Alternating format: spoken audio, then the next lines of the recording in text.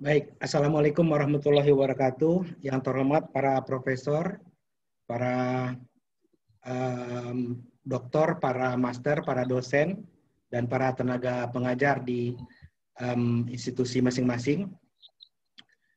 Baik, hari ini adalah sesi kelima kita mengadakan workshop online yang sebenarnya sudah kita laksanakan sekitar 2 minggu yang lalu.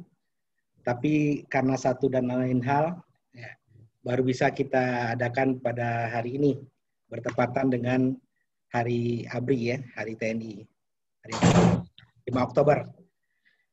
Baik, pada kesempatan kali ini kita akan mendiskusikan tentang pembuatan naskah ujian, ya, terutama ujian sumatif berdasarkan intended outcome yang telah kita tetapkan di dalam RPS. Kemudian juga kita akan melihat tentang bagaimana menilai, ya, atau istilahnya itu weighting, ya. Bagaimana kita menilai atau memweighting naskah ujian akhir yang telah kita buatkan, yang telah kita buat untuk mata kuliah kita. Baik, seperti biasa saya ingin mengatakan bahwa aktivitas kita dalam workshop online ini adalah pertama akan ada pemaparan, kemudian kita diskusikan dalam bentuk tanya jawab, dan nanti terakhir ada penugasan. Artinya hal-hal apa sih yang sekiranya perlu Bapak Ibu lakukan seperti itu. Baik, ini adalah disclaimer, ya. Jadi apa yang saya berikan di sini berdasarkan pengetahuan dan pengalaman praktis, ya, saya di dalam mengimplementasikan OBE ini, ya. Nah, sebagian materi merujuk dari pihak lain. Sebagai apresiasi saya akan menampilkan sumber aslinya, kecuali kalau saya sebutkan sumber asalnya. Baik, jadi ada 2 bagian di dalam penyajian kali ini, Bapak Ibu. Yang pertama tentang bagaimana menyusun atau membuat naskah ujian akhir semester. Ya. Saya ambil naskah ujian akhir semester karena ini yang paling paling selalu kita lakukan seperti itu, Bapak Ibu. Baik, sebagai pengantar dan sebagai review kepada sesi-sesi sebelumnya, ya, saya ingin menunjukkan bahwa sebelum-sebelum ini kita telah membahas tentang apa itu PEO, ya, atau profil lulusan kalau biasa kita sebut, ya. Kemudian ada PO atau biasa kita sebut dengan CPL, ya, kemudian CO atau biasa kita sebut dengan CPMK. Nah, kemudian di sebelah kanan ini ada CO, Learning Activity dan Assessment. Ini yang saya istilahkan sebagai apa, ya? Jantung, ya, sebagai jantung dari OBE, ya. Dan dia ketiga komponen ini harus dibangun secara selaras, ya, antara CO, kemudian Learning Activity dan Assessment, ya. Bagaimana menyelaraskan CO dengan Learning Activity, bagaimana menyelaraskan learning activity dan assessment, bagaimana selaraskan CO dengan assessment, ya, itu telah kita diskusikan pada sesi-sesi sebelumnya. Nah, sebenarnya topik kita hari ini itu disisipkan ke dalam sesi keempat sebenarnya, ya. Tapi mengingat ketersediaan waktu, maka saya sengaja mengeluarkan sebagai kita sebut sebagai sesi kelima, ya, supaya dia independen, ya, independen dan bisa kita bahas secara menyeluruh seperti itu, Bapak Ibu. Ya, jadi kita sudah membahas tentang bagaimana supaya apa yang kita sebut dengan jantungnya OBE ini harus dibangun secara selaras. Nah, hari ini khusus kita akan membahas tentang bagaimana mengkonstruksi, ya, assessment yang sifatnya sumatif, terutama ujian akhir semester. Jadi Bapak Ibu, untuk membuat naskah ujian akhir semester, ya, apapun itu, ya, UTS juga termasuk sebenarnya, ya, itu pertama kita harus merencanakan dulu, ya, membuat perencanaan. Ya. Katakanlah kita ada CO1 sampai CO5, dan setiap CO ini kita lakukan assessment dengan metode yang berbeda, ya. seperti CO1 dan CO2 itu kita assess dengan kuis, ya. Kemudian assignment itu kita lakukan untuk mengakses CO1 dan CO2, ya. Tes untuk mengakses CO1 dan seterusnya. Nah, sekarang secara khusus kita lihat bahwa final exam, ya, final exam ataupun ujian akhir semester itu kita lakukan untuk mengakses CO2 dan CO3, ya, yang memberi kontribusi 40% terhadap keseluruhan nilai mahasiswa. Dan secara spesifik kita tetapkan bahwa kontribusi ujian akhir semester untuk CO2 sebesar 15% dan kontribusi ujian akhir semester untuk CO3 adalah sebesar 25%. Artinya 15 dan 25% ini adalah kontribusi ujian akhir semester untuk keseluruhan nilai, ya, mahasiswa. Dan dengan kata lain untuk keseluruhan outcome atau capaian pembelajaran mahasiswa. Seperti itu Bapak Ibu. Baik, sekarang kita tarik keluar final exam ini, ya. Kita tarik keluar dan kita buatkan satu apa yang kita sebut dengan perencanaan distribusi nilai, ya. Perencanaan distribusi nilai, ya, untuk ujian akhir semester. Di sini, di mana tadi kita lihat bahwa CO2, ya, itu kontribusi nilainya adalah 15%. Dan CO3 adalah 25%. Nah, sehingga totalnya adalah 40%. Kalau kita buat skalanya menjadi skala 100, maka kontribusi CO2 itu adalah sebesar 37,5 dan kontribusi ujian akhir terhadap CO3 adalah 62,5. Ya. Jadi ini tidak kaku 37,5, ya. Bisa ditarik range-nya, misalkan 35 atau 40. Atau 30 hingga 45 seperti itu. Jadi range-nya ini bisa kita tarik ulur, ya Bapak Ibu. Saya nggak pelit kan? Saya nggak pelit ya.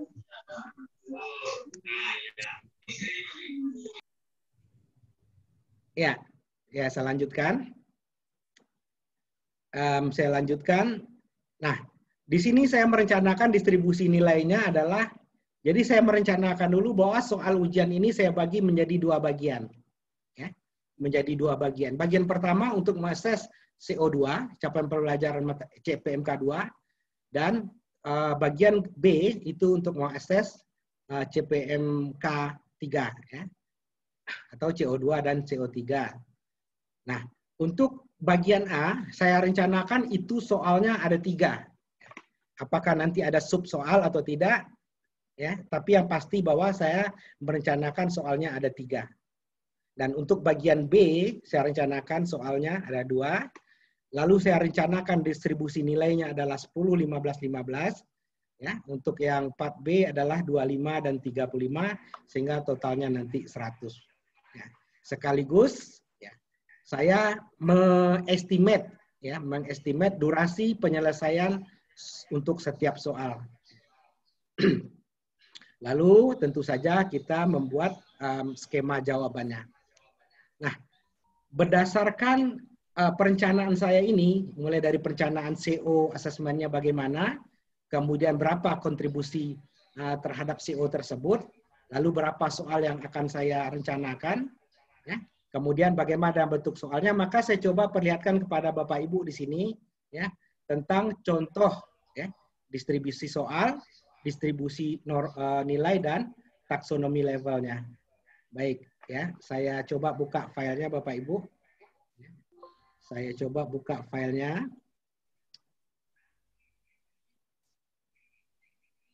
Ya.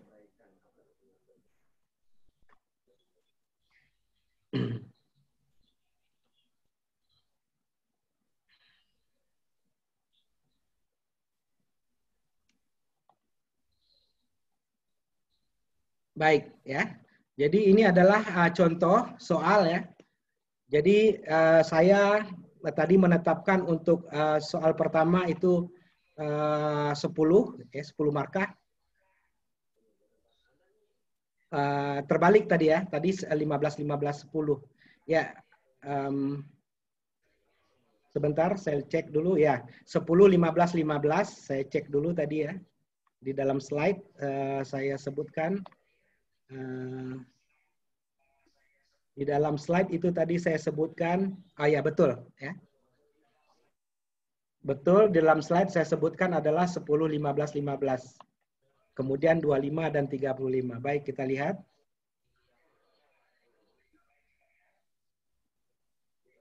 Ya, soal nomor 1 itu nilainya adalah 10. Ya. Soal 1 itu saya pecah menjadi 5 pertanyaan. Ya. Menjadi 5 pertanyaan, masing-masing nilainya adalah 2. Ya. Di sini verb ya, action verbnya saya gunakan kata discuss. Ya. Discuss each of the following. Ya. Apa itu book cost? Nah, kalau saya katakan di sini katakanlah saya ganti katakanlah dengan bukan discuss ya. Misalkan sebutkan, maka mahasiswa nanti hanya menjawab yang dimaksud dengan book cost itu adalah jadi definisi. Tapi kalau saya katakan discuss, maka mahasiswa harus menjawab tidak sekadar definisi ya. Di samping definisi, nanti mahasiswa juga akan melebarkan jawabannya ke contoh seperti itu ya, di samping atau ke klasifikasi seperti itu ya. Sehingga kalau saya katakan sebutkan di sini dia masuk ke taksonomi level 1, kalau saya katakan discuss itu taksonominya menjadi level 2 ya. Mengenai taksonomi kita sudah bicarakan di sesi pertama Bapak Ibu ya. Kalau Bapak Ibu lupa, silakan merujuk lagi ke rekaman video kita yang sesi 1. Baik, soal yang kedua juga ya. Soal yang kedua di sini 15 soal yang saya bagi menjadi 3 pertanyaan, masing-masing nilainya adalah 5, 3 dan 7. Kenapa tidak sama? Karena kompleksitas ya, jawaban yang diperlukan tidak sama ya. Jadi kalau pertanyaannya itu memerlukan jawaban yang simple untuk diselesaikan, maka saya beri nilai yang lebih rendah dibandingkan dengan kalau jawaban yang diperlukan itu lebih kompleks. Seperti itu Bapak Ibu. Nah, ini pertanyaan ketiga 15, saya bagi juga 5, 5, 5. Kenapa? Ya, karena saya menilai atau berpendapat bahwa tingkat kompleksitas jawabannya adalah sama ya. Jadi bisa saja nilainya tidak sama tergantung kompleksitas dan bisa saja distribusinya sama kalau kompleksitasnya sama ya. Lalu berikutnya pertanyaannya keempat. Nah, ini dibagi menjadi 1 soal sebenarnya ya. Tapi saya breakdown ya menjadi 3 pertanyaan ya. Yang masing-masing pertanyaannya itu independen. Ya. Apa itu maksudnya nanti kita akan bahas lebih lanjut Bapak Ibu. Jadi kalau kita punya 1 problem lalu ingin menanyakan 3 atau 4 pertanyaan yang terstruktur, maka sebaiknya pertanyaan itu dibuat independen. Ya, nanti kita jelaskan lebih jauh. Nah, ini adalah soal tunggal ya. Untuk soal yang kelima, soalnya adalah tunggal dan nilainya adalah 12. Ya. Nanti Bapak Ibu akan lihat ini adalah level tertinggi di dalam soal ini. Ini adalah level 6 ya, level 6. Soalnya 1 dan saya beri nilai 12. Kenapa? Nanti kita akan coba jawab melalui ini artinya adalah bahwa mahasiswa memungkinkan untuk mendapat nilai A kalau dia bisa menjawab soal yang ini ya. Soal yang kelima saya ini ya. Ya. 12 ya. Kemudian pertanyaan yang B itu 10 dan yang pertanyaan yang C 8 ya. Jadi maaf Bapak Ibu, jadi yang pertanyaan A ini adalah level 4 ya. Level 4 ya, selection level 4 ya. Dan di sini recommendation ini level 6. Jadi saya coba sisakan pertanyaannya 18 ya. 18 nilai untuk memberi kesempatan mahasiswa mendapatkan nilai A. Seperti itu Bapak Ibu ya. Untuk mendapatkan nilai A. Nanti dalam penyajian Bapak Ibu akan lebih jelas apa maksudnya. Baik. Sekarang saya kembali ke slide ya. Jadi Bapak Ibu saya sudah mendiskusikan kepada Bapak Ibu ya, mulai dari perencanaan tadi ya, mulai merencanakan outcome-nya, kemudian assessment method-nya, kemudian distribusi nilainya, distribusi pertanyaannya, termasuk distribusi durasinya, termasuk pembuatan answer scheme-nya. Baik, Bapak Ibu, di dalam pembuatan naskah, ya, paling tidak, sekali lagi saya katakan paling tidak, ya mungkin ada hal lain ya, tetapi paling tidak kita harus memperhatikan hal-hal sebagai berikut. Ya. Pertama, kesesuaian soal dengan CPMK kita, ya, CPMK mata kuliah Bapak Ibu. Ya. Kemudian memperhatikan kesesuaian soal dengan taksonomi level. Ya. Nah, di sini kita gunakan taksonomi level menurut Pak Bloom ya, jadi Bloom taksonomi. Kemudian kita perhatikan juga kesesuaian soal dengan distribusi penilaian dan bobot penilaian. Lalu berikutnya kejelasan soal ya, yang menyangkut tata bahasa ya atau grammar, kemudian menyangkut kejelasan gambar, ya, kejelasan tabel dan juga kejelasan grafik. Seperti itu. Ya. Jadi jangan membuat soal kita itu jangan membuat mahasiswa bingung ya, dengan tampilan gambar, tabel maupun grafik yang kita berikan. Apalagi bingung ya, dengan soal yang kita berikan. Mungkin Bapak Ibu pernah ya membaca atau melihat meme tentang soal ujian meme mungkin ya. Ada seorang anak yang diberi tugas seperti ini, diberi pertanyaan. Silahkan isi titik-titik berikut dengan benar. Ya. Lalu si anak di dalam setiap soal selalu dia tuliskan benar. Benar begitu. Mungkin Bapak Ibu juga pernah melihat meme ya ataupun joke-joke yang berkaitan dengan soal-soal ujian ini. Misalkan buat segitiga sama kaki seperti itu ya, walaupun ini terlalu berlebihan kalau orang nggak tahu segitiga sama kaki ya. Tapi ini dijadikan meme juga lucu. Nah, termasuk juga dulu heboh soal ujian UNAS UN ya, UN yang ada pertanyaan kalau ini saya nggak tahu benar atau tidak betul tidak benar ya, karena dijadikan joke ya. Jadi ada pertanyaan tentang semut yang mengelilingi sumur gitu ya. Nah, jadi ada meme-nya begini, ngapain juga kita mikirin semut berapa kali ngelilingin sumur sejam begitu ya.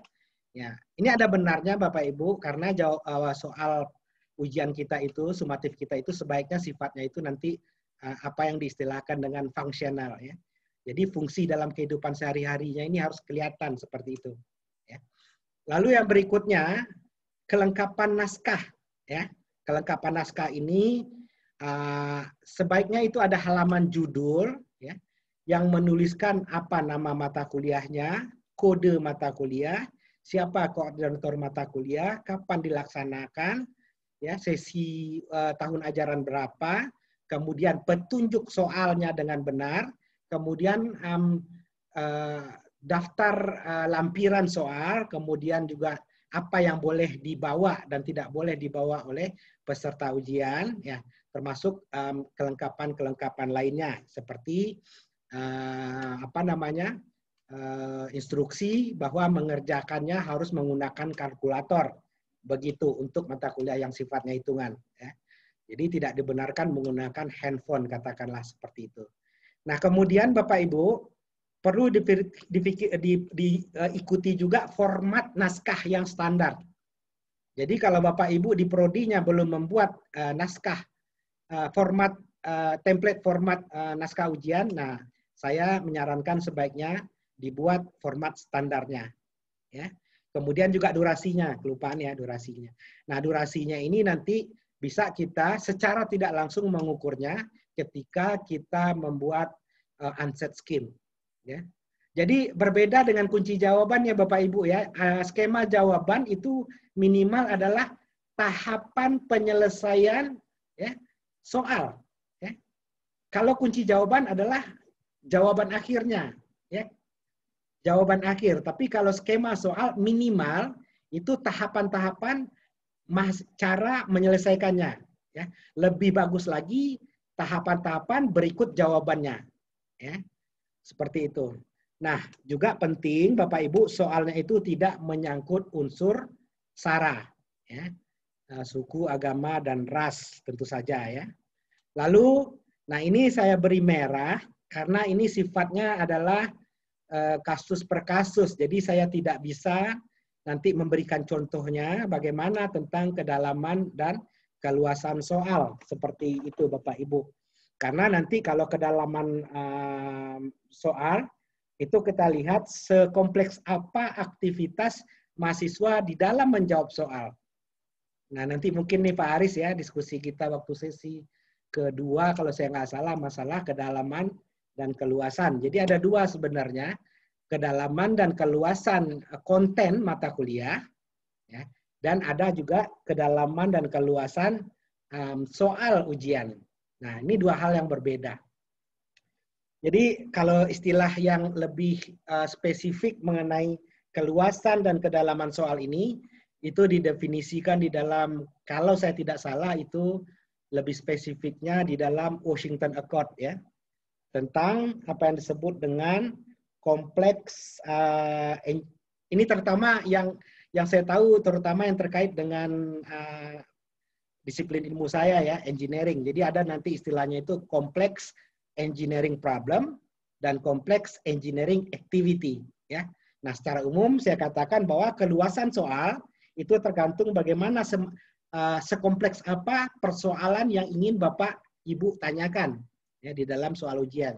Nah, kalau kedalaman sekompleks apa mahasiswa nanti menyelesaikan soal ya. Itu akan kelihatan nanti di dalam skema jawaban ya.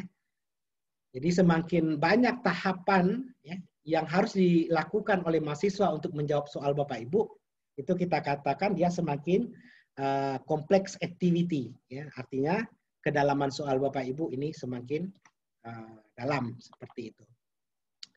Oke, Bapak Ibu, sebelum setelah kita tahu, ya, setelah kita tahu apa yang harus diperhatikan, saya ingin mengajak Bapak Ibu untuk melihat beberapa isu ya, yang terkait dengan soal ujian. Ini adalah soal ujian ya yang sangat lama sekali ya, sangat lama sekali di tahun 2014, jadi sudah 6 tahun. Artinya ini soal sebelum ya, sebelum kita menerapkan OBE. Ya. Jadi sebelum kita menerapkan OBE, kalau kita lihat memang banyak isu yang kita temukan. Ya. Sebagai contoh ini masalah taksonomi level. Nah, coba mungkin ada Bapak Ibu yang bisa menjawab kira-kira ini taksonomi levelnya di taksonomi level berapa? Ya. Atau malah tidak ada di dalam taksonomi level bahkan. Ya. Saya bacakan ya. Apa gunanya dilakukan klarifikasi tujuan dalam perancangan produk? Ya. Sebutkan langkah dalam membuat diagram fungsi. Ya, beri contoh untuk produk mesin cuci dan jelaskan. Sebutkan langkah-langkah membuat diagram morfologi. Ya, dan jelaskan dengan contoh. Jelaskan bagian-bagian quality function deployment di bawah ini. Ya.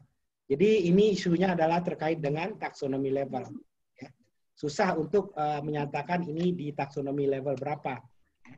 Dikatakan 1 juga tidak sesuai ya, dikatakan 2 tidak sesuai, ya, di bawahnya 1 juga di bawah.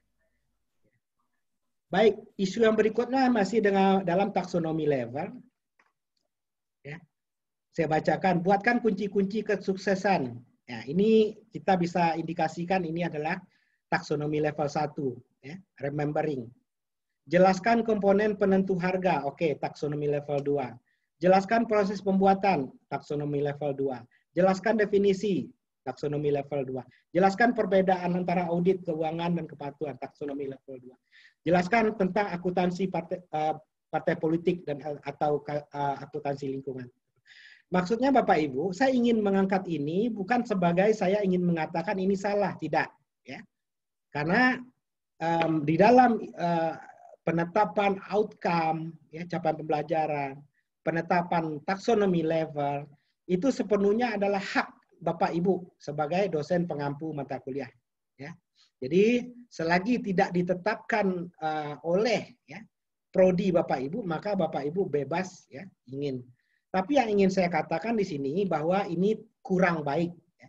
Tidak salah, tetapi kurang baik. Ya. Artinya terlalu rendah ya taksonomi level yang Bapak Ibu tetapkan di dalam soal ini. Ya. Semua dan bahkan ini di samping rendah juga monoton gitu ya, semuanya mayoritas di level 2. Ya, ada satu yang di level 1. Bagaimana kalau ingin memperbaiki ini, tentu saja nanti Bapak Ibu ya revisi soal ini, jadikan dia itu menjadi level nggak apa-apa, ada level 1, kemudian ada level 2, ya. Ada beberapa level 3, ada level 4 ya. Seperti itu Bapak Ibu ya. Lalu isu berikutnya adalah ya, ini capaian pembelajaran apa yang ingin di-assess ya. Contoh pertanyaannya, jadi sepertinya ini begini, ya. Di dalam mata kuliah ini ada tugas membuat paper, ya, seperti itu, atau membuat presentasi, ya. Nah seperti itu, mungkin sebagai tugas, ya, tugas kelompok atau tugas individu, seperti itu Bapak Ibu. Lalu di soal ujian akhir semester itu ditanya soal seperti ini. Buat judul tugas saudara masing-masing. Nah ini nggak tahu ini capaian pembelajaran apa yang di-assess. Ya. Dikatakan apply knowledge tidak, communication skill tidak, ya, teamwork tidak. Jadi tidak ada, bahkan etik pun tidak, ya. Lifelong learning semuanya tidak gitu. Jadi saya tidak bisa mendefinisikan ini capaian pembelajaran apa yang ingin di-assess. Ya. Buat gambar sistemnya, jelaskan cara kerjanya, ini juga tidak. Tapi kalau taksonomi levelnya ini saya tahu ini adalah remembering, mengingat. Ya. Tapi capaian pembelajarannya nggak jelas apa yang ingin di-assess. Nah di sebelah kanannya ini, sebelah kanan ya dari jurnal Prosedur 2 telah kamu pilih ya, dan kamu presentasikan depan kelas, jelaskan hal-hal yang berikut ya. Permasalahan apa yang diselesaikan, metode apa yang digunakan, nah kesimpulannya. Ini juga jelas ya, remembering, ya mengingat, tetapi outcome yang di-assess itu belum kelihatan Bapak Ibu. Nah, isu berikutnya adalah kejelasan naskah soal. Ya, saya bacakan, suatu DC Cooper, VS sama dengan 200, F sama dengan 0,5, VO. Jadi saya katakan tidak jelas kenapa. Begini Bapak Ibu, setiap mata kuliah itu kan tentu saja ada buku referensinya. Ya. Referensi untuk mata kuliah yang sama, yang membahas topik yang sama, itu belum tentu kedua buku ini menggunakan simbol yang sama. Ya. Untuk mengatakan, katakanlah harus output, ya, atau frekuensi. Ya. Tidak semestinya frekuensi itu dalam F. Ya. Tidak semestinya arusan itu adalah VS ya dan sebagainya. Tidak semestinya, tidak seluruh referensi mengatakan bahwa waktu itu simbolnya T ya dan sebagainya. Nah, artinya apa? Supaya soal ini lebih jelas maka ya kita harus mendefinisikan dulu, kemudian baru dalam tanda kurung kita buat apa simbolnya. Ya. Misalkan saya ingin menggunakan soal seperti ini. Sebuah bis bergerak dengan kecepatan, nah di dalam kurung saya buat V, ya, V kecil, ya, dan menempuh waktu dalam tanda kurung T, seperti itu Bapak Ibu ya. Jadi itu yang saya sebut dengan, saya maksud dengan di sini bahwa soal ujiannya itu harus jelas ya. Lalu Bapak Ibu, ya ini juga ya PO ya dan sebagainya. Ini banyak ya, terutama di dalam mata kuliah yang sifatnya hitungan dan mempunyai rumus. Jadi harus jelas naskahnya, ya. Termasuk juga sebelah kanan ini nilai K, ya. K ini apa? Gitu. Apakah konduktivitas termal, ya, atau konstanta apa, ya? Kemudian ini temperatur pertama pada tabel 2. Ya, tabel 2 ini jelaskan juga tentang apa, ya? Tentang katakanlah tabel 2 dalam kurung berbagai konduktivitas termal bahan, katakanlah seperti itu. Ya. Baik, Bapak Ibu, isu yang berikutnya adalah mengenai bobot dan distribusi nilai. Ya. Saya soroti dulu yang sebelah kanan, ya. Yang sebelah kanan ini, ya. Yang ini kalau nggak salah ini mata kuliah statika struktur, ya. Statika struktur. Nah, ini coba kalau kita jumlahkan 75% ditambah 50% ditambah 25%, ini jumlahnya adalah 150%. Ya, saya rasa ini mungkin bisa saja Bapak Ibu berdalih, ya nanti saya bagi menjadi total nilainya saya bagi 150 gitu ya, atau 1,5 gitu ya, supaya dapat atau ya dibagi ya sehingga nilainya menjadi 100. Bisa saja seperti itu ya. Misalkan total nilainya 200, lalu total nilai 200 ini supaya menjadi 100 tentu saja kita bagi 2. Nah, seperti ini misalkan total nilainya 150, Bapak Ibu bisa saja berdalih ya nanti nilai totalnya sebagi dengan 1,5. Ya nggak apa-apa ya, tapi sebaiknya supaya tidak membingungkan kita pastikan bahwa total bobot nilai total nilai itu adalah 100%. Nah, yang sebelah kiri bagaimana? Yang sebelah kiri ini ya saya melihat ya tidak terinci dengan jelas ya. Tidak terinci dengan jelas 30%-nya ini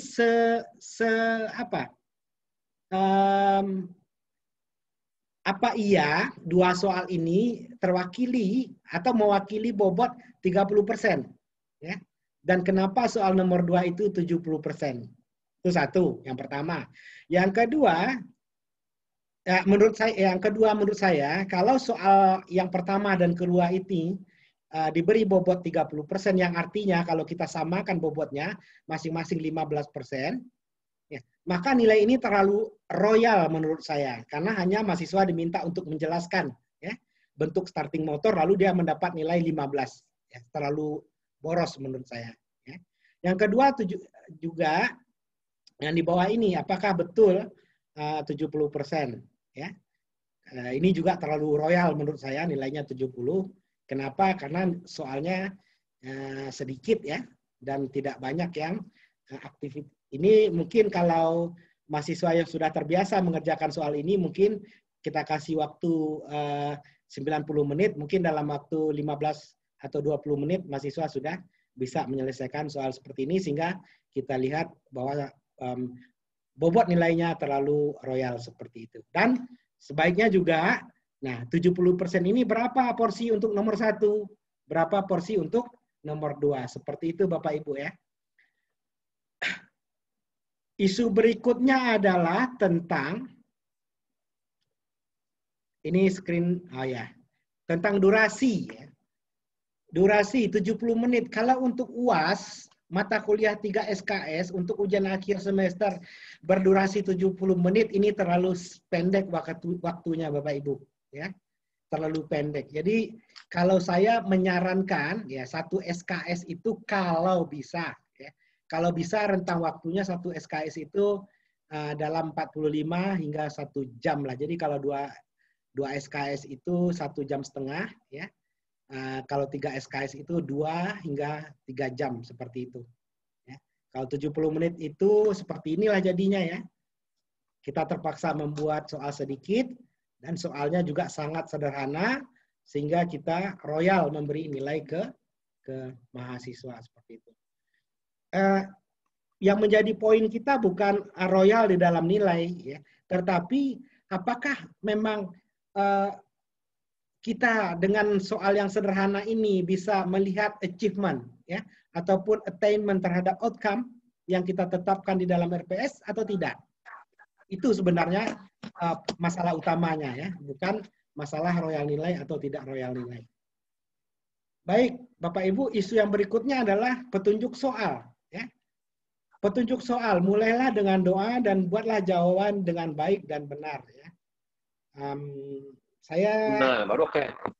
Saya tidak mengkritik ya kata-kata mulailah dengan doa, tapi petunjuk soal yang dimaksud di sini sebaiknya, ya, sebaiknya adalah bagaimana petunjuk mengerjakan soal. Ya, misalkan ya saya ambilkan contoh Bapak Ibu ya, misalkan seperti ini, ya, semua ya, perhitungan dan asumsi harus dituliskan dengan jelas. Kurang lebihnya seperti itu Bapak Ibu ya. Nah, peserta tidak boleh membawa material atau apapun yang tidak dibenarkan oleh pengawas ke dalam ruangan. Atau Bapak Ibu bisa menambahkan misalkan mahasiswa tidak boleh melakukan perhitungan dengan handphone, katakanlah seperti itu. Atau mahasiswa wajib melakukan perhitungan dengan kalkulator, ya, seperti itu. Ya. Atau ditambahkan lagi misalkan, setiap awal jawaban harus dimulai dari halaman baru. Nah, seperti itu. Itu yang dimaksud dengan itu yang kita maksud Bapak Ibu ya, dengan apa yang kita maksud dengan mana slide-nya tadi? Oke, itu yang kita maksud dengan petunjuk soal. Ya. Jadi kalau memulai dengan doa, saya rasa ini insya Allah semua mahasiswa kita ini akan selalu memulai dengan doa ya. Dan juga buatlah jawaban dengan baik dan berurutan. Nah, kalau buatlah jawaban dengan berurutan, nah ini memang merupakan indikasi petunjuk menjawab soal ya. Seperti itu Bapak Ibu. Baik, isu berikutnya adalah ya, hindari penggunaan kata tanya. Hindari penggunaan kata tanya. Di mana saya bisa mendapatkan ini di sini nih?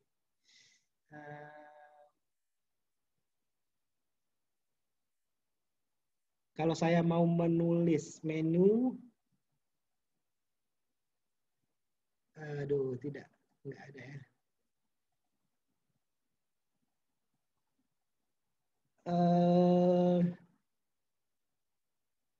Nggak kelihatan ya. Oke. Biasanya saya mau oret-oret di sini ya, tapi toolnya nggak kelihatan. Oke. Baik, hindari penggunaan kata tanya. Misalkan pertanyaan soalnya seperti ini. Rudi meminjam uang sejumlah 50 juta dari bank untuk keperluan renovasi rumah. Tingkat suku bunga 25% dan Rudi berjanji menyicil setiap bulan selama 3 tahun. Nah, hindari penggunaan kata berapakah ya. Berapakah? Jadi hindari kata ini karena ini tidak mengindikasikan level taksonomi ya. Nah, untuk mengindikasikan taksonomi level, maka kata tanya ini kita ganti dengan hitung ya. Calculate ya, ataupun apa ya? Calculate, hitung atau tentukan ya. Find ya, tentukan besarnya cicilan yang harus dibayar. Jadi Bapak Ibu hindari penggunaan kata tanya. Ya. Berapakah, ya, selama berapa harikah, dan sebagainya. Tapi kita gunakan verb, ya, action verb, kata kerja, aksi. Ya. Hitung, ya, tentukan, apa namanya, analisa, dan sebagainya. Baik, yang berikutnya adalah buat sebaik mungkin kita buat soal yang bersifat fungsional, ya. Artinya saya memahami fungsional ini, mungkin dalam konteks yang lain kita bisa menggunakan fungsional ini dalam definisi yang lain, tapi dalam konteks ini fungsional di sini maksudnya adalah bagaimana soal tersebut kita buat sehingga merupakan kejadian sehari-hari di dalam masyarakat seperti itu, ya. Jadi kita buat sama juga seperti contoh soal semut mengelilingi sumur tadi ya, sehingga muncul meme ngapain juga ngitung berapa kali semut mengelilingi sumur ya. Ngapain juga ya? Karena memang fungsinya nggak ada gitu. Fungsi kita melakukan itu nggak ada gitu ya. Fungsi kita menyelesaikan persoalan itu nggak ada gitu. Nah, sebagai contoh ini saya katakan tidak salah tapi tidak kurang bagus lah ya. Jika kita tanyakan soal banyak terjadi pelanggaran etika bisnis dan profesi. Menurut Anda, siapa yang bertanggung jawab terhadap pelanggaran etika bisnis dan profesi tersebut, dan berikan contoh yang Anda ketahui tentang pelanggaran etika bisnis dan profesi. Ini adalah soal tunggal ya. Di sini tidak jelas. Menurut Anda siapa yang bertanggung jawab terhadap penyelenggaraan etika bisnis dan profesi tersebut? Ya, etika bisnis dan profesi mana yang dilanggar? Kan ini nggak jelas ya. Nah kemudian sebenarnya Bapak Ibu soal seperti ini bisa kita perbaiki ya. Jadi kalau ini saya cross ya, artinya kurang baik, maka ini saya ada contoh yang cukup baik ya, yang saya ambil dari bahan ya, waktu saya mengikuti kursus pembinaan profesi insinyur ya, itu Pak Istanto Urip ya di tahun 2015 memberikan contoh soal seperti ini, dan ini bagus nih Bapak Ibu. Jadi Bapak Ibu yang ingin mengakses pengetahuan ya mahasiswa dalam contohkanlah menerapkan ya atau menganalisa misalkan di jurusannya Pak Udi nih ya, profesi jurnalistik ya. Nah, ini kira-kira ini bisa dimodifikasi nanti soalnya. Soalnya seperti ini. Pengolahan limbah di sebuah pabrik ya selalu dilaporkan ke BPLH. Suatu hari seorang petugas lab ya menemukan hasil tes sedikit di atas ambang batas. Nah, ketika dilaporkan ke atasan, atasan bilang udah sesuaikan aja. Ya artinya di-adjust gitu laporannya ya. Dengan alasan kelebihan hanya sedikit tidak terlalu membahayakan bagi lingkungan. Nah, lalu jika dilaporkan maka akan ada tindakan dari pihak berwenang. Contohnya penutupan pabrik ya sementara ya. Nah, sehingga Anda nanti kan kehilangan pekerjaan, katakanlah begitu ya. Itu analisa situasinya. Ya. Nah, pertanyaannya sebagai seorang praktisi analisis kimia, ya karena di sini lab ya, lab kimia, Anda diminta untuk jadi benar-benar fungsional gitu Bapak Ibu. Di samping kita membawa si mahasiswa ke peran profesinya, ya, lalu kita beri skenario soal yang memang ada di dunia nyata, ya. Lalu kita tanyakan ke dia, ya, Anda diminta untuk, ya, atau silahkan Anda untuk pertama menggambarkan ya, konflik kepentingan yang ada di dalam kasus ini, kemudian menganalisa masalah etika dari para pelaku kasus ini. Nah, yang B ini kan sama sebenarnya pertanyaan yang ini nih, siapa yang bertanggung jawab terhadap pelanggaran etika bisnis, ya? Sebenarnya kan itu jawabannya. Nah, ini yang saya dapat dari Pak Istanto Urip ini sangat menarik ya. Jadi pertanyaan Bapak Ibu tentang soal-soal seperti itu ya bisa diperbaiki dengan membuat sifat yang sifatnya fungsional. Seperti misalkan yang tadi semut mengelilingi sumur. Ya, kenapa tidak ditanyakan matahari mengelilingi bumi seperti itu? Ya, bumi mengelilingi matahari, maaf ya, bumi mengelilingi matahari, maaf seperti itu. Ya, lebih fungsional, ya, lebih nyata di kehidupan, lebih ada fungsi soal tersebut di dalam perilaku diri si mahasiswa. Baik, lalu Bapak Ibu di samping isu tersebut, ya kira-kira ini adalah tips ya yang harus kita jaga di dalam membuat soal. Apa? Yang pertama adalah uji apa saja yang Anda ajarkan. Jangan pernah kita menguji apa yang tidak kita ajarkan. Ya. Jadi jangan membuat soal itu seperti memberi surprise kepada mahasiswa, bikin kejutan kepada mahasiswa. Tidak, jangan ya. Tetapi uji apa yang kita berikan di dalam kelas. Ya. Kemudian sebaiknya, ya ini debatable Bapak Ibu karena ada juga yang tidak sependapat untuk memberikan kisi-kisi soal ujian. Ya. Itu silakan saja. Ya.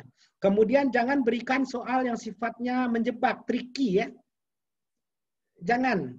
Jadi dulu waktu saya kuliah itu salah seorang dosen saya memberikan soal, ya, mata kuliahnya kinematika teknik. Jadi begini Bapak Ibu, di dalam kinematika itu kita belajar tentang struktur, ya, analisa struktur. Jadi struktur itu, tapi bukan struktur di dalam mekanika, ya, tapi dalam bukan struktur di dalam statika, ya, tapi di dalam dinamika. Artinya begini, sebuah benda bisa kita hitung geraknya, ya, baik secara gerak linear ataupun rotasional, kalau seandainya derajat kebebasannya sama dengan 1. Ini mohon teman-teman teknik mesin nanti diluruskan kalau saya salah, ya, karena ini sudah tahun 89, ya, 21 tahun yang lalu, ya. Jadi derajat kebebasannya harus 1. Kalau 0 bagaimana? Itu kecepatannya itu nggak bisa diperhitungkan, ya. Jadi derajat kebebasannya 0, dia akan diam, ya, dia tidak bergerak. Kalau lebih besar dari 1, maka dia geraknya itu tidak beraturan, sehingga tidak bisa kita prediksi kemana arah geraknya. Nah, untuk yang 0 dan derajat kebebasan 1 ini tidak bisa diselesaikan, ya, di dalam mata kuliah dinamika struktur, ya. Dinamika. Jadi dosen ini memberikan soal. Soal ini dia berikan 5 batang, ya. 5 batang ini jelas menunjukkan bahwa derajat kebebasannya itu tidak sama dengan 1. Ya. Lalu dia berikan gambar soal, lalu dia buat pertanyaan. Tentukan kecepatan sudut di titik A. Ya. Nah, mahasiswa yang sudah terbiasa mengerjakan soal, menyelesaikan kecepatan sudut, kecepatan linear, dia akan mengerjakan soal itu. Ya. Tapi soal ini sebenarnya tricky. Kenapa tricky? Ya, karena sebelum menentukan kecepatan linear atau kecepatan sudut, kita harus tentukan dulu derajat kebebasan. Ya. Nah, si dosen tidak menanyakan berapa derajat kebebasan, ya, sehingga mahasiswa, ya, fokus kepada apa yang ditanyakan saja. Nah ini, ya, sehingga semua satu kelas itu salah menjawab, ya, karena dia ada jawaban yang diminta oleh dosen ini sebenarnya karena derajat kebebasan besar dari 1, maka soal ini tidak dapat diselesaikan. Nah ini kalau boleh dihindari Bapak Ibu, ya. Kalau mau memberikan soal yang tricky, sebaiknya katakanlah di latihan, ya, di latihan ataupun kalau di latihan di kelas, ya, artinya yang tidak ada nilai, ya, seperti itu. Ataupun kalau pada yang ada nilai juga pilih di dalam yang nilainya kecil, contohnya tugas individu, ya, ataupun kuis. Kemudian kita gunakan template yang standar, ya. Jadi Bapak Ibu di prodi masing-masing silakan siapkan template yang standar untuk membuat soal ujian. Nah, kemudian sediakan durasi yang cukup, ya. Di sesi kemarin saya katakan bahwa jangan jadikan kecepatan sebagai faktor penilaian. Lalu buat skema jawaban. Sekali lagi bukan kunci jawaban, ya, tetapi skema jawaban. Nah, jika dikehendaki jawaban yang terstruktur, ya, artinya begini. Ada satu soal ini ada ABC. Nah, usahakan soalnya itu independen. Ya. Jangan terkait antara seperti ini. Soal A, hitung itu. Soal B, berdasarkan jawaban A, tentukan ini. Nah, jangan atau hindari pertanyaannya seperti itu Bapak Ibu. Ya. Kalau kita ingin menjawab terstruktur, katakanlah pertanyaan A, tentukan nilai efektivitas termal sistem, ya, katakanlah hasilnya adalah 5, seperti itu. Nah, di soal yang B, kita jangan buat pertanyaan cari ketebalan dinding, ya, isolasi jika sesuai dengan jawaban A, jangan, ya. Tapi Bapak Ibu gunakan pertanyaan yang independen, ya. Jika pada sistem di atas, ya, konduktivitas termalnya adalah, tadi jawaban A adalah 5, ya Bapak Ibu, ya. Nah sekarang kita buat diasumsikan 7. Ya, berapakah ketebalan konduktivitas termal? Jadi walaupun jawaban A dia salah, maka dia masih punya potensi untuk menjawab soal B. Seperti itu Bapak Ibu. Dan seterusnya. Lalu kalau untuk soal-soal yang menggunakan formula ya rumus, ini sebaiknya kita berikan lampiran ya, di dalam soal kita itu ada lampiran ya, kita sertakan rumus yang sukar untuk diingat, atau kalau memungkinkan atau kalau terlalu banyak rumusnya ya mahasiswa itu boleh membawa satu halaman A4 atau satu lembar A4, atau bahkan boleh sifatnya itu buka buku ya, buka buku ya, bukan buka-buka ya. Jadi boleh dia buka buku Bapak Ibu ya, boleh buka buku. Baik, yang terakhir itu silahkan alokasikan 10% hingga 50% untuk mendapatkan nilai A ya. Jadi kita tidak ingin seluruh mahasiswa itu akan bernilai buruk, dan tidak ingin juga semua nilai mahasiswa itu mendapatkan nilai yang baik ya. Maksud saya begini ya, tidak bagus juga kalau umpamanya semua soal kita itu mudah ya, sehingga mahasiswa cenderung untuk mendapat nilai A hingga katakanlah 100% mahasiswa kita ya. Dan tidak bagus juga kalau kita mahasiswa kita itu 100% mendapat nilai C atau bahkan D, katakanlah begitu ya. Jadi harus mencerminkan distribusi yang betul, yang real ya, biasanya itu distribusi normal. Nah, untuk mendapatkan nilai A ini usahakan 10 hingga 15%. Biasanya ini tergantung dari range nilai A Bapak Ibu. Ya, karena ada di prodi itu yang mulai 80 itu sudah A, ada yang 85 baru A, bahkan ada yang 90 baru A.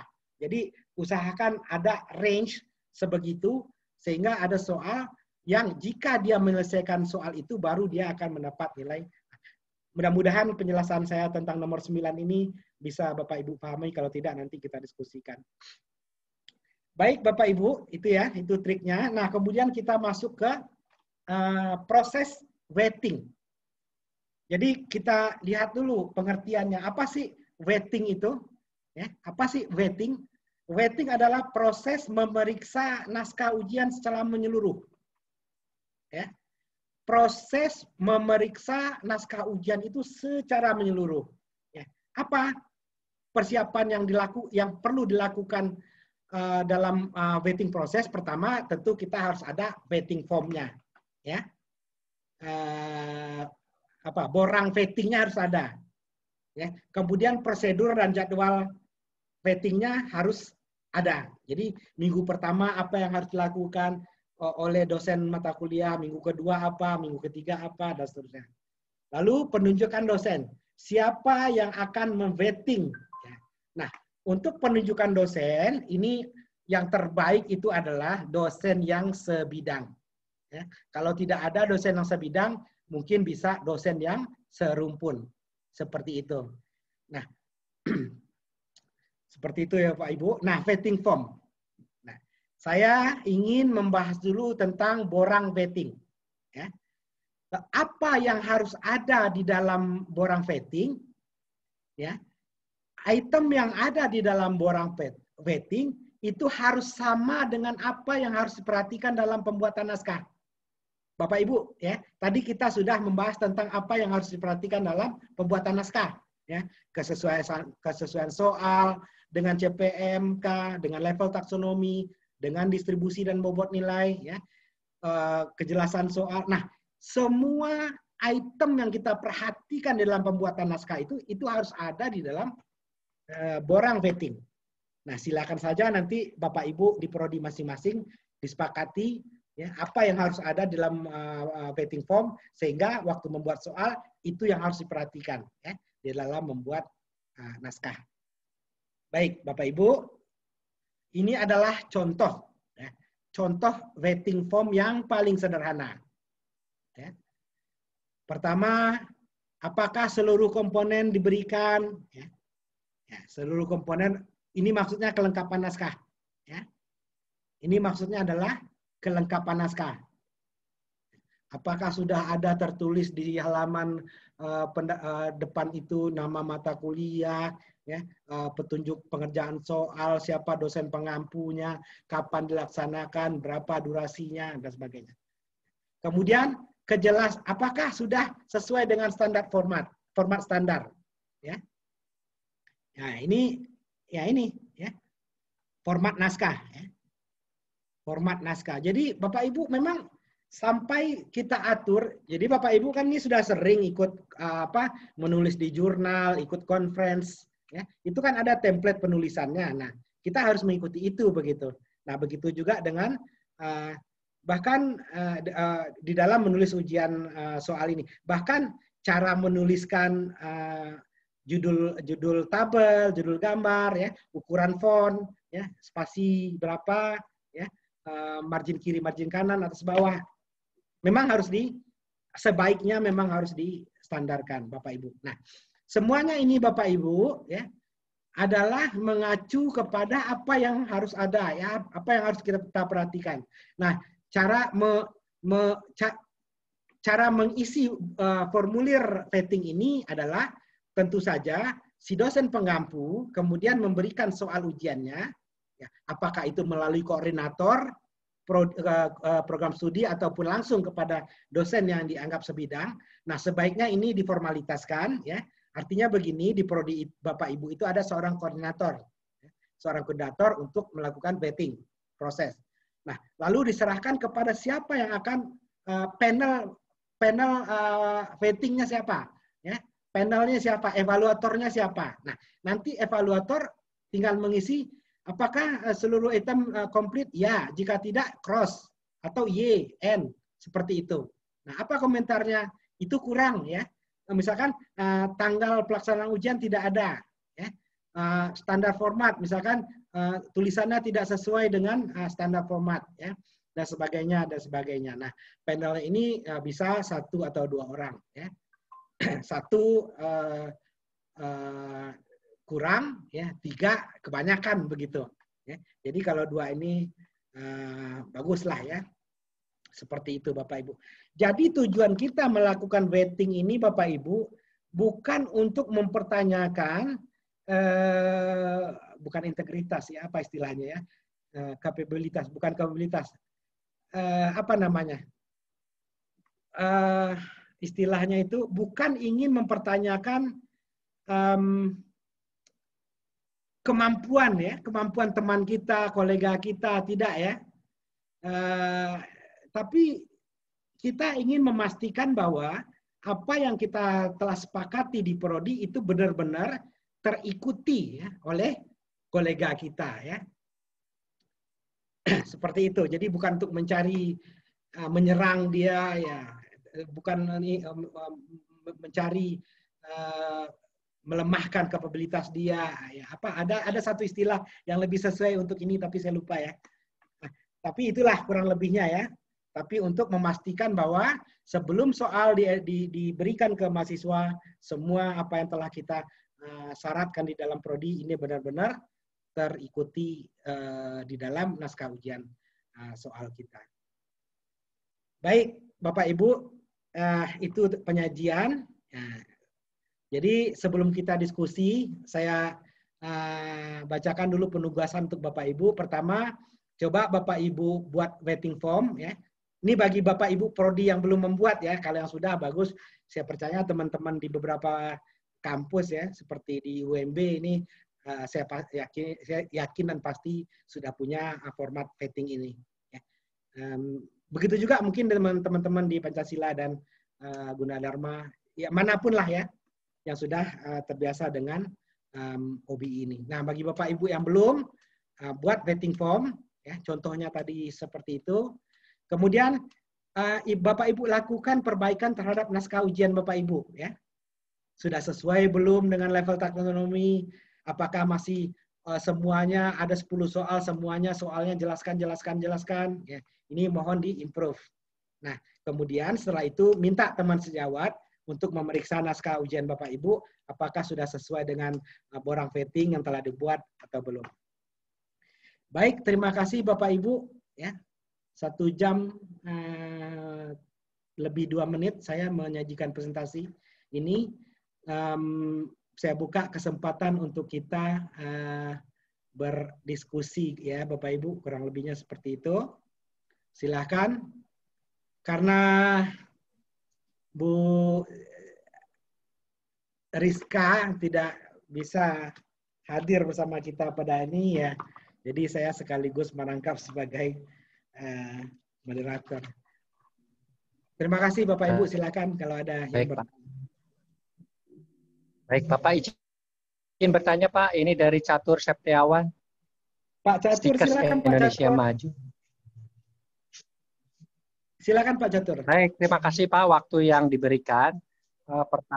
Pertanyaan saya ini karena kebetulan di unit kerja saya ini berkaitan dengan hal-hal berkaitan dengan standar itu Pak ya.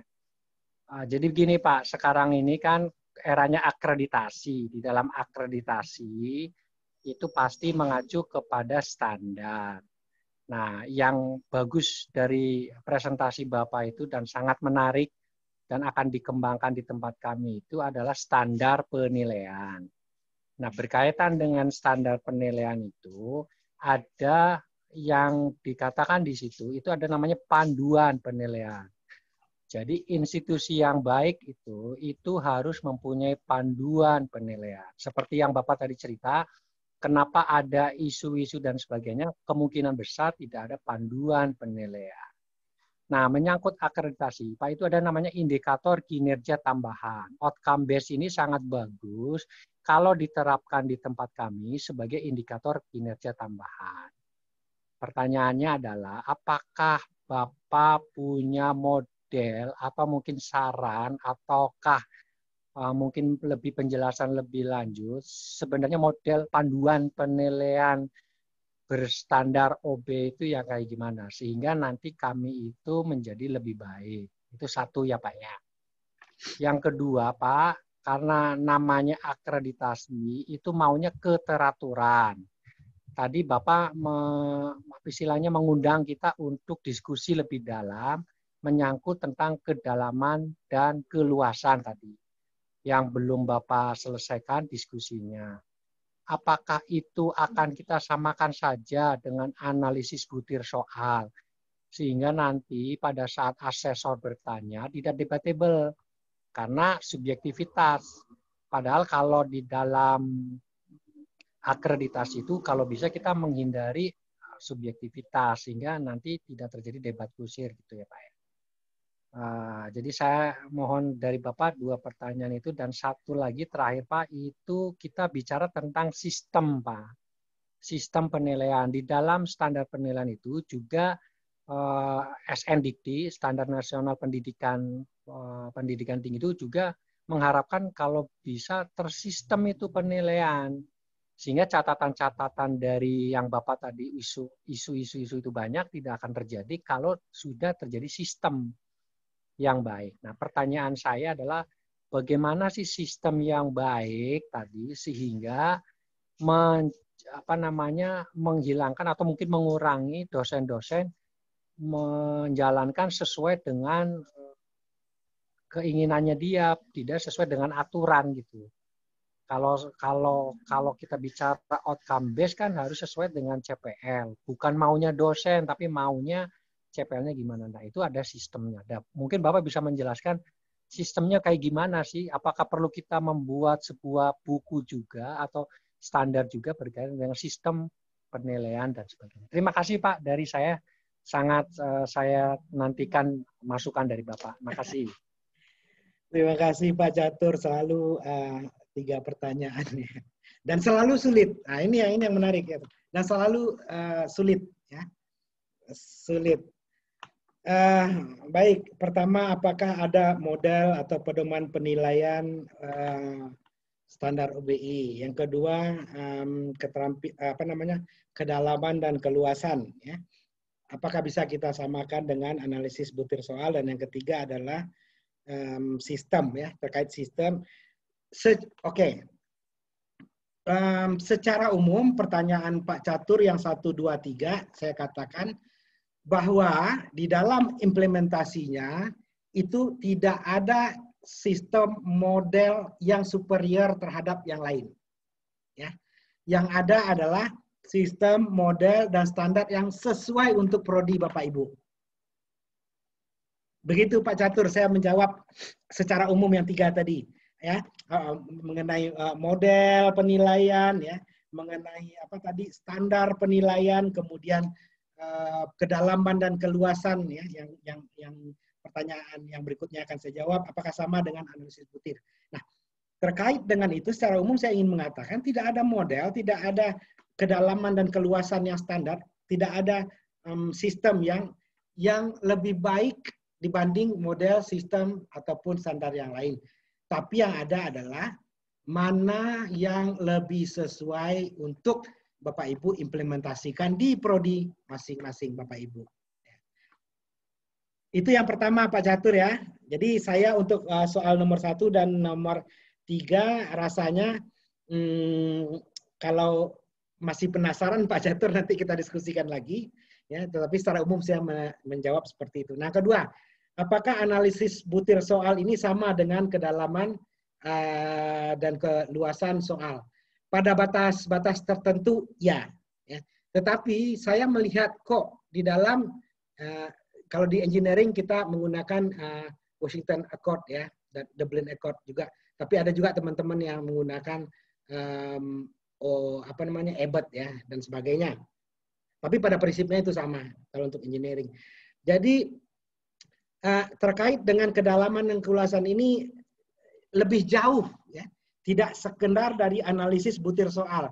Analisis butir soal kalau kira-kira ini tahapan analisa butir soal. Nah ini lebih lagi sedikit ya, sedikit luas dan sedikit dalam daripada itu. Ya. Itu yang diistilahkan di dalam engineering itu adalah complex engineering problem dan complex engineering analysis. Pak Catur mudah-mudahan menjawab dan mudah-mudahan puas. Kalau tidak puas silakan dipertajam soalnya, pertanyaannya Pak Catur. Baik Pak, terima kasih Pak. Kalau ya, jadi berharap kalau Pak Catur kurang puas bisa dipertajam lagi nanti untuk diskusi kita bersama teman-teman di sini Pak Catur. Baik, berikutnya biasanya nih Pak Haris nih. Silakan Pak Haris. Ya Pak, baik Pak, terima kasih. Mungkin sebenarnya penjelasan Pak Okta sudah bagi saya cukup jelas dan sudah ini ya. Mungkin saya mau menanyakan terkait kalau di istilah taksonomi itu kan ada beberapa kata kunci. Misalkan untuk level 1, 2 sampai 6 itu kan ada beberapa kata kunci. Nah, kalau kita terjemahkan kata kunci dari tadi menjadi bahasa Indonesia, saya melihat belum ada, atau kalau misalnya kita buat pertanyaan yang maksudnya itu, kadang pengennya analisis tapi jadi ya itu kadang belum bisa Pak, gimana Pak? Ya, jadi ingin saya mengatakan seperti ini Pak Aris. Enggak, saya mau mengomentari tentang Pak Aris dulu ya. Jadi sebenarnya sebelum saya ngomong tadi, saya juga memastikan bahwa Pak Aris sudah akan memahami apa yang saya paparkan, karena Pak Aris kan juga pernah menulis tentang vetting ya. Tapi kalau saya nggak salah itu vetting tentang bukan final exam ya Pak Aris ya? Vetting, kalau di kami ada vetting, ada namanya borang verifikasi. Boleh Kak? Ya, borang verifikasi ya. saya dapat info ya bahwa teman-teman di UMB sudah menyusun ini, tapi namanya menjadi borang verifikasi ya. Jadi kalau ya itu sih sama aja sih sebenarnya tuh Pak Aris. Ya tergantung kita mau menggunakan kata yang mana. Betul. Jadi kesulitan kita ketika kita terjemahkan action verb ke dalam bahasa Indonesia, kok jadinya lari. Nah, ini di beberapa kesempatan ke teman-teman saya bilang, kita gunakan kata dan lihat konteksnya seperti itu. Pak Haris. Pak, ya Pak. Ya, Jadi kata, padanan kata dalam bahasa Indonesianya apa?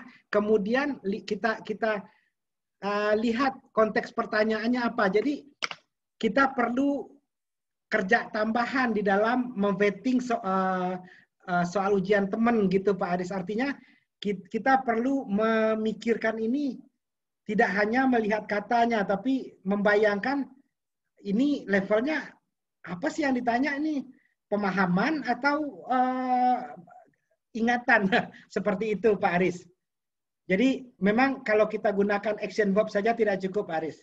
Itu pengalaman saya Pak Aris. Ya, baik Pak, terima kasih. Sama-sama Pak Aris. Pak Mirza mungkin tolong di-unmute Pak Mirza. Ya Pak. Assalamualaikum Pak O dan Bapak-Bapak sekalian. Pak O izinkan bertanya Pak O. Silakan Pak. Ini di kerangka membuat capaian pembelajaran kan ada 4 komponen Pak O. Ada sikap, ada keterampilan khusus, keterampilan umum, dan pengetahuan. Nah, tadi mungkin saya nggak menyimak dengan seksama bagaimana kita menilai ke-4 komponen itu. Gitu. Saya bingungnya di situ Pak O. Ini kan tujuan penilaian ini kan untuk mengukur ketercapaian pembelajaran. Gitu ya Pak O ya? Atau saya betul. yang salah paham? Nah, yang mungkin perlu penjelasan Pak O dikit lagi mungkin. Entah tadi saya nggak terlalu seksama menyimak bagaimana mengakses, menilai ke-4 komponen yang ada di CPL itu. Gitu Pak O, sederhananya Pak O. Kasih Pak O. Baik, terima kasih Prof. Mirza. Tidak problem. Oke, jadi begini sebenarnya ya.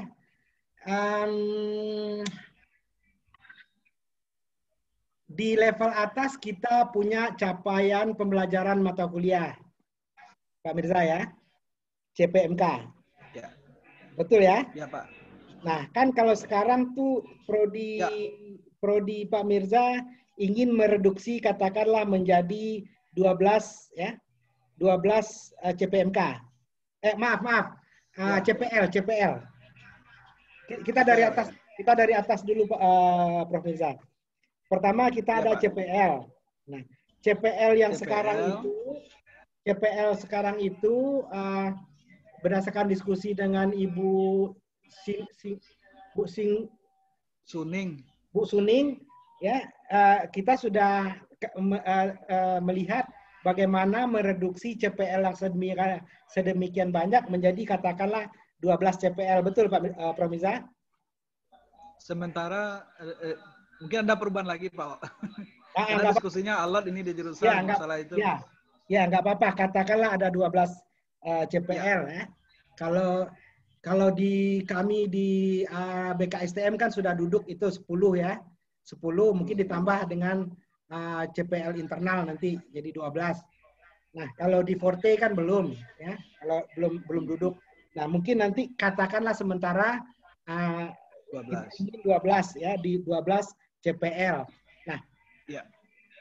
Lalu setiap CPL ini itu akan diisi nilai-nilainya itu oleh mata kuliah. Ya, CPMK. Nah, katakanlah mata kuliah sistem kontrol atau kontrol digital ya. Digital ya. Digital, sistem digital. Sistem digital ini nanti hanya akan berkontribusi terhadap CPL, katakanlah CPL 1, 2, dan 3 saja. Iya. Sampai di situ ya. Atau mata kuliah kontrol ini, ya, kontrol digital ini berkontribusi terhadap PO1, PO2, PO4, dan PO9, katakan seperti itu. Nah, sekarang coba kita lihat yang ada di slide ini. Ya. Kita anggap saja ini adalah untuk mata kuliah kontrol digital. Ada Ya. PO1, PO2, PO4, dan PO9. Nah, untuk setiap PO ini kita turunkan menjadi CPMK. CPMK, betul. Nah, katakanlah 4 CPL, 5 CPMK. CPMK 1, CPMK 2, CPMK 3, CPMK 4, CPMK 5. Ya. Lalu CPMK 1 ini kita assess dengan apa? Ya, kalau di sini contohnya kita akan assess dengan kuis, dengan tugas, dan UTS. Oke. Nah, CPMK 2 itu kita assess dengan kuis dan assignment. Dan seterusnya, dan seterusnya. Nah, Ya. untuk CO4, CPMK 4, itu kita assess dengan project. Seperti itu. Jadi katakanlah PO9 ini adalah kemampuan komunikasi. Ya. Secara lisan kita nilai 5, secara tulisan kita nilai 10. Komunikasi dan tanggung jawab ya. Nah, komunikasi saja dulu ya. PO9 ini katakanlah communication skill. Nah, yang CO4 ini kemampuan komunikasi secara lisan. Nilainya 5 maksimum. CO5, CPMK 5 ini adalah kemampuan komunikasi tulis. Nah, bagaimana cara kita menilainya? Ini kita suruh dia presentasi. Nah, kalau bagus, full mark, maka dia akan dapat nilai 5. Lalu yang ini apa? Suruh buat dia laporan. Ya, laporan proyek. Nah, kalau dia bagus ya, teori dasarnya ada, kemudian analisisnya ada, hasil dan pembahasannya dia tuliskan, ya, sehingga laporannya itu akan bagus, ya, maka kita kasih full mark 10. Seperti itu, Prof. Mirza. Oke. Berarti Prof, Ya. di PO1, PO2, PO4, dan 9 ini, Ya. itu sudah tergambar ada sikap, keterampilan umum, keterampilan khusus, dan pengetahuan. Oke. Mungkin mata kuliah sistem kontrol tadi hanya berkontribusi terhadap knowledge dan skill saja. Oke? Knowledge dan skill saja. Tetapi nanti ada mata kuliah yang bisa berkontribusi terhadap skill dan attitude saja. Iya. Nah, contoh misalkan mata kuliah penyusunan proposal, ya. Nah, kalau penyusunan proposal ini dan mata kuliah tugas akhir ini bisa berkontribusi untuk ketiga-tiganya, ya. Bisa berkontribusi terhadap knowledge, terhadap skill dan attitude. Ya, skill ini apakah soft ataupun hard. Nah, kenapa? Coba Prof. Mirza bayangkan tugas akhir. Nah, tugas akhir itu kan mahasiswa disuruh membuat laporan. Dan disuruh mempresentasikan. Nah, itu kan adalah communication skill. Skill ya. Di dalam laporannya, dia menulis bab 2. Bab 2 apa? Tinjauan pustaka. Teori, dasar teori. Pustaka, ya. Tinjauan pustaka ini, dia harus membaca literatur review, harus membaca tugas akhir kawan-kawannya, tugas-tugas sebelumnya, dan dia susun di dalam bab 2. Nah, ini adalah terhadap apa namanya lifelong learning. Ini adalah skill. Nah, di mana kita assess etiknya? Etiknya adalah misalkan kita suruh dia cek Turnitin. Kita suruh dia cek similarity index TA-nya. Ya. Nah, bagaimana kita katakan etik yang baik kalau seandainya dia membuat tugas akhirnya memang betul-betul dia sendiri yang menulis. Kalau dia menyadur dari orang lain, maka dia harus bisa memparafrasekan dan mengatakan bahwa ini diambil dari ini. Itu masalah etik. Ya, etik ini adalah yang termasuk ke dalam unsur sikap tadi. Nah, artinya Prof. Mirza, ada mata kuliah yang keempat-empatnya itu mengakses ya sikap, pengetahuan dan keterampilan. Ada yang satu mata kuliah hanya bisa untuk mengakses satu saja, katakanlah sikap saja. Ya. Ada mata kuliah yang bisa mengakses sikap dan knowledge. Ada mata kuliah yang bisa menilai etik dan knowledge. Nah, ya. Kalau menurut Prof. Mirza, kerja praktek, apakah mengakses keempat-empatnya atau dua di antaranya atau satu di antaranya? Dua, Pak. Dua, Prof. Apa tuh? Sikap dan pengetahuan ya. Pengetahuan. Tapi kan ada tugas khusus dari ini nih dari pembimbing lapangan. Nah, kalau ada tugas khusus itu kan sudah termasuk keahlian itu.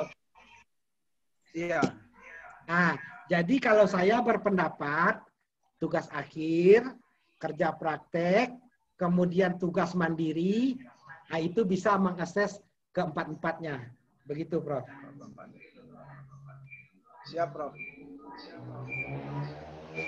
Oke. Oke, Pak. Oke, Prof. Makasih sementara. Siap. Nanti kalau ini bisa dipertajam pertanyaannya. Baik, Bapak Ibu, silakan kalau masih ada yang mau ingin bertanya. Pak Udi mungkin terkait dengan penulisan soal ini, Pak Udi.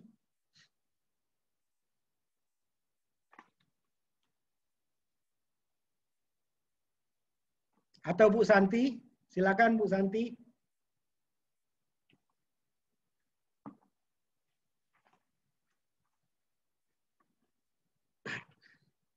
Tersisa 5 menit ya menuju 1,5 jam workshop kita kali ini. Jadi saya berharap kalau tidak ada pertanyaan lagi kita akan tutup pada jam 2.30. Silakan Bapak Ibu.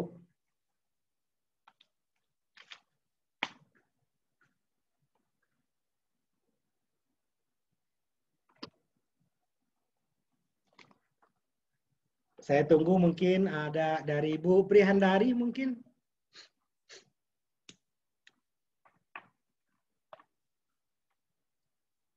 Bu Farida. Boleh saya nanya lagi Pak Okta? Silakan. Silakan Pak Haris. Ya Pak. Nah, terima kasih. Saya mau mungkin minta pendapat dari Pak Okta terkait komposisi asesmen atau jenis asesmen yang mungkin sesuai untuk karakteristik mata kuliah. Misalkan mata kuliah kan ada beberapa jenisnya. Ada mata kuliah lebih ke teori, ada hitungan, ada yang lebih praktek dan sebagainya. Nah, mungkin praktisnya atau mungkin yang Bapak dari expertnya bisa memberikan kira-kira pendapat, kira-kira kalau mata kuliah yang seperti ini, komposisi misalkan assignment atau tugas itu mungkin yang lebih besar, atau exam yang lebih besar, atau mungkin praktek yang lebih besar. Itu aja, Pak. Baik, Pak Haris. Jadi ini berdasarkan pengalaman saja. Mungkin yang lebih sesuainya adalah bukan prosentasi penilaian, ya, tapi komponen mana yang memberikan kontribusi terbesar, ya, bukan terhadap COPO, tetapi metode assessment mana yang harus diberi bobot yang besar. Mungkin seperti itu, Pak Haris, berdasarkan pengalaman. Iya Pak, betul ya. Jadi kalau untuk mata kuliah yang sifatnya informatif, ya Bapak ya, ini dibesarkan project, lebih dibesarkan project. Contoh mata kuliahnya Product Design and Development, Pak Haris.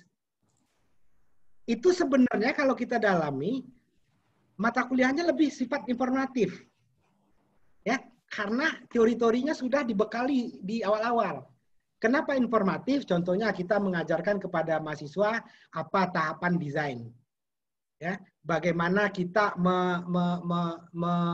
mendetailkan desain. Nah, kan sifatnya informatif tuh. Nah, ketika kita ingin memberi nilai bobot terhadap metode asesmen yang ini, maka berikan bobot yang besar kepada project. Jadi di dalam mata kuliah itu berikan dia project, grup project. Nah, outputnya apa? Outputnya berupa prototype. Outputnya prototype, sehingga ketika kita katakanlah kita berikan nilai 40% terhadap project-nya, maka saya bedakan di sini adalah mini project dengan project. Maksudnya kalau project itu memang bobot nilainya 40 gitu lah. Dan tidak ada final exam, Pak Aris. Baik, Pak. Iya, betul. Jadi tidak melulu mata kuliah kita ini dipaksakan untuk final exam. Ya. Jadi begitu pandangan saya dan pengalaman saya selama ini, Pak Aris. Jadi untuk mata kuliahnya sifat informatif, teoritis, itu sebaiknya kita buat. Tapi kalau sudah hitung-hitungan kemudian lebih banyak menggunakan analisis, ini sebaiknya kita gunakan final exam, ya, tes. Begitu Pak Haris. Baik. Terima kasih, Pak. Kalau Pak Haris dan teman-teman di kampus, semua mata kuliah ada UAS. Sementara ini kalau di kami ada kebijakan memang harus ada UAS, Pak Okta. Jadi kita harus meskipun kecil tetap kita berikan UAS. Oh, ya. Ya, jadi mungkin bisa mainin di situ Pak Haris. Jadi mungkin UTS 15%, mungkin kita sebut tes 1, tes 2 lah, kurang lebih begitu. Tes 1, 15, tes 2, ataupun mid test 15, UAS 15, nanti ada project yang nilainya itu berkontribusi besar, 40% katakanlah begitu.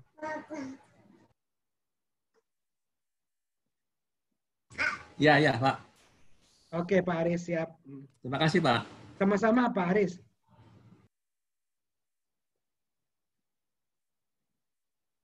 Silakan Bapak Ibu, kalau tidak ada, saya ingin mengakhiri sesi ini dan keseluruhan sesi ya dengan katakanlah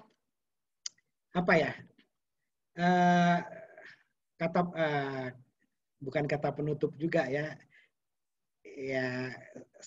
statement akhir lah katakan begitu ya, karena saya takut kalau menggunakan penutup ini dalam kondisi sekarang.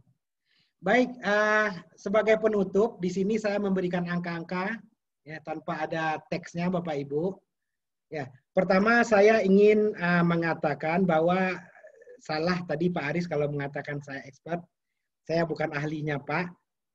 Jadi saya hanyalah sebagai samalah dengan teman-teman ya yang mempraktekkan, yang mengimplementasikan OBI ini. Ya mungkin ada kita yang lebih dulu, ada kita yang lebih dalam di dalam mempraktekannya, maka saya coba sharing. Jadi sekali lagi Pak Aris, mohon maaf saya bukan expertnya. Oke, itu yang pertama ya. Jadi yang kedua saya ingin mengatakan begini Bapak Ibu ya. Kalau Bapak Ibu ingin tahu lebih jauh tentang saya, silakan itu di-scan. Itu kan ada QR code di setiap awal di setiap awal slide ada QR code. Silakan di-scan. Nanti akan Bapak Ibu akan dibawa ke personal website saya. Kemudian terkait dengan materi nanti insya Allah saya akan membundel semuanya, ya. Contoh-contoh, slide presentasi, mungkin format-format standar, ya, dan lain-lainnya akan saya bundel menjadi satu file, satu folder, katakanlah begitu ya, termasuk rekaman videonya, dan nanti saya akan coba share di dalam Google Drive, Bapak Ibu. Nah, karenanya nanti saya akan siapkan nanti Google Drive, nanti Bapak Ibu saya minta nama dan email address-nya ya. Nama, email address, dan juga kalau bisa dengan prodi ya. Kalau bisa prodi, supaya saya bisa melengkapi janji saya untuk mencarikan contoh-contoh baik itu CPR ataupun CPMK yang sudah digunakan oleh banyak perguruan tinggi di luar sana. Seperti itu. Nanti saya buat Google ininya lah, Google Form-nya Bapak Ibu ya. Mohon nanti Bapak Ibu cantumkan nama, prodi, juga email kemana akan saya kirim. Dan terakhir, dan juga nanti fungsinya adalah seandainya ada update ya, ada update mungkin saya ada update ataupun nanti mungkin saya minta teman-teman ya dari sini untuk memberikan katakanlah tentang blended learning, tentang apa flipped classroom, global classroom dan sebagainya. Nah, nanti saya akan undang Bapak Ibu tentu saja. Saya undang Bapak Ibu nanti melalui email ya. Karena mungkin saja Bapak Ibu akan keluar dari grup dan sebagainya, ya, atau grup saya tutup karena ada indikasi banyak spammer yang masuk ke dalam grup kita Bapak Ibu, terutama yang di WhatsApp. Makanya itu beberapa saya remove, ya, saya remove. Ada spammer yang masuk. Jadi kalau Bapak Ibu cantumkan nama, email dan prodi, maka mudah bagi saya untuk menghubungi Bapak Ibu seandainya ada update hal-hal yang terbaru ataupun saya coba mengajak kawan-kawan di sini untuk memberi sharing experience ataupun sharing knowledge kepada Bapak Ibu. Terakhir, saya minta maaf kalau ada salah-salah kata, ya. Kalau ada salah-salah kata ataupun tidak berkenan, ada sesuatu yang tidak berkenan, katakanlah seperti itu kepada Bapak Ibu semua. Terakhir saya ingin menyalami ini Pak Aryo. Pak Aryo baru saya lihat ini namanya, baru bergabung ini sepertinya.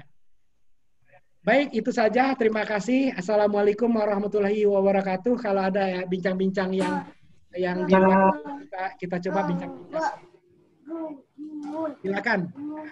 Waalaikumsalam warahmatullahi wabarakatuh. Pak, kami menyampaikan terima kasih Pak ilmunya. Iya. Makasih Pak Okta.